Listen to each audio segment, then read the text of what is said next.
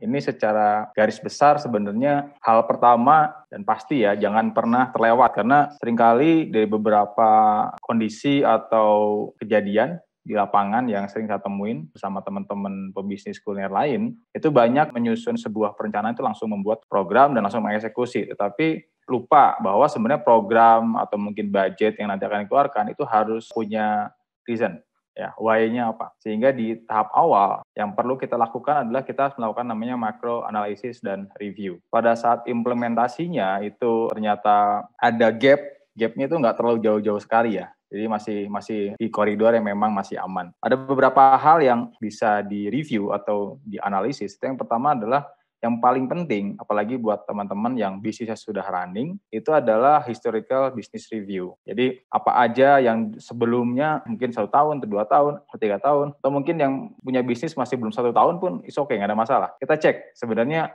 gimana kondisinya, gitu, gimana kondisi marketnya, gimana kondisi yang pertama revenue-nya, terus pertumbuhannya selama beberapa tahun ke belakang, terus mungkin gimana structure cost-nya dari sisi COGS, apakah cost-nya membesar atau mengecil gitu, bagaimana product mix-nya, bagaimana komposisi SDM-nya, bagaimana operational strateginya gitu, apakah dalam 1 tahun, 2 tahun, 3 tahun ke belakang ada perubahan-perubahan dan bagaimana setiap perubahan itu punya impact kepada performance bisnis kita, terus bagaimana kondisi perubahan di pasar, kompetitor yang mungkin setahun ke belakang, 2 tahun ke belakang, terus kita melihat juga bagaimana pergerakan-pergerakan eksternal di luar bisnis kita dan kompetisi itu sendiri, sehingga kita cukup mendapatkan satu amunisi ya, satu informasi untuk kemudian ke depannya ini kita bisa menyeting apa yang kira-kira tepat untuk bisa kita jalankan sehingga bisa tepat sasaran. Jadi kita nggak meraba-raba. Tentunya juga selain kita melihat kondisi historis, kita juga harus banyak-banyak juga ya, mungkin mencari insight,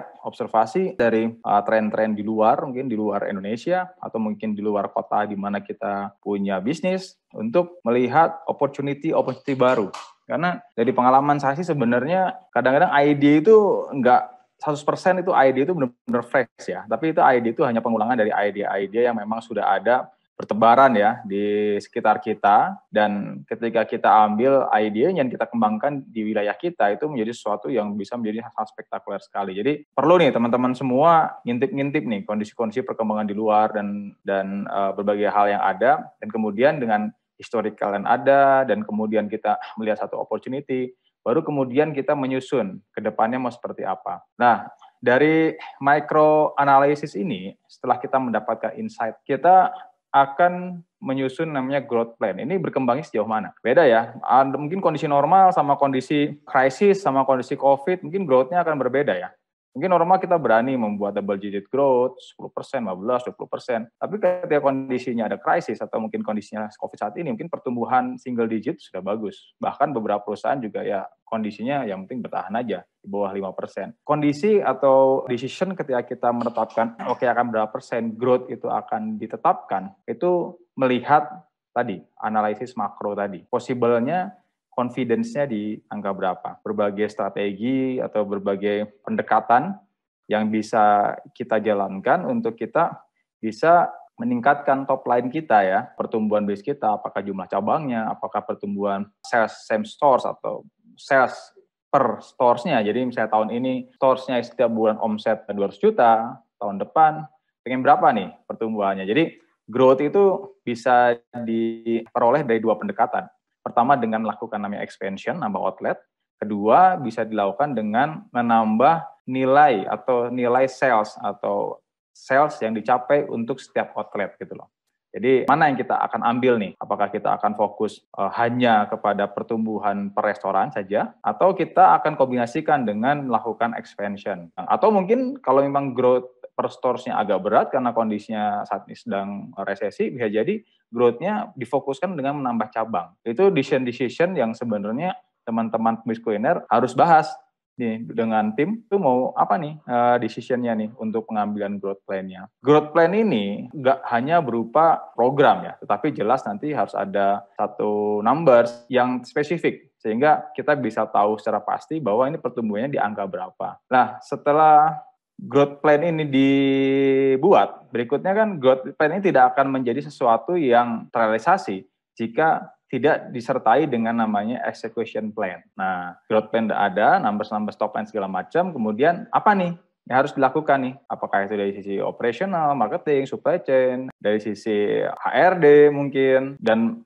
divisi-divisi lain ya di dalam perusahaan atau bisnis kita untuk secara detail itu menyusun sedemikian rupa program-program tadi, dan kemudian program tadi harus disinkronisasi dan digabungkan dalam sebuah meeting besar nih ya di sebelum akhir tahun ini untuk kemudian menjadi inline dan memang sejalan untuk tercapainya yang namanya target. Jadi business plan itu sebenarnya berisi tentang 3 hal ini, tentang analisis makro, tentang bagaimana planning growth plan kita, bagaimana caranya, melalui pendekatan seperti apa, di titik mana, dan bagaimana teknis atau program-program yang akan kita laksanakan jika sesuatu sudah disetting dari sekarang. Biasanya ya, CFO, kalau misalnya perusahaannya sudah cukup besar ya, atau direktur finance, atau direktur utama, atau mungkin kalau misalnya perusahaannya mungkin belum terlalu besar, struktur organisasinya, bisa owner, pokoknya pihak seseorang yang memang punya wewenang untuk membuat decision terkait dengan angka atau numbers, itu akan mengeluarkan namanya financial framework.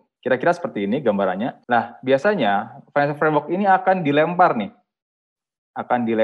ke semua divisi ya atau semua departemen atau setiap pihak yang pimpinan-pimpinan dalam perusahaan untuk kemudian pimpinan tadi dikasih satu gambaran nih, kita punya target sekian, anggap di sini 32 miliar targetnya, dengan target COGS 50%, dengan target gross profit 50%, dengan target net open income 28%, dengan target marketing 5%, dengan target back office 5%, sehingga target EBITDA kita agak 23%. Jadi angka ini di-submit dulu nih ke tim. Nah, setelah di-submit, masing-masing departemen akan pegang nih angkanya nih. Marketing kemudian akan menyusun dengan budget yang ada.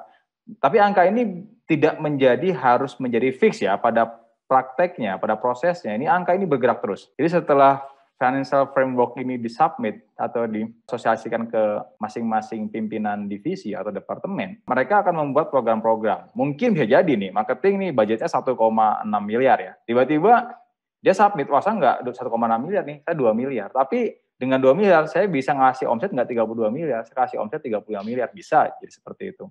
Dan yang lainnya pun bisa memberikan feedback program dan sebagainya.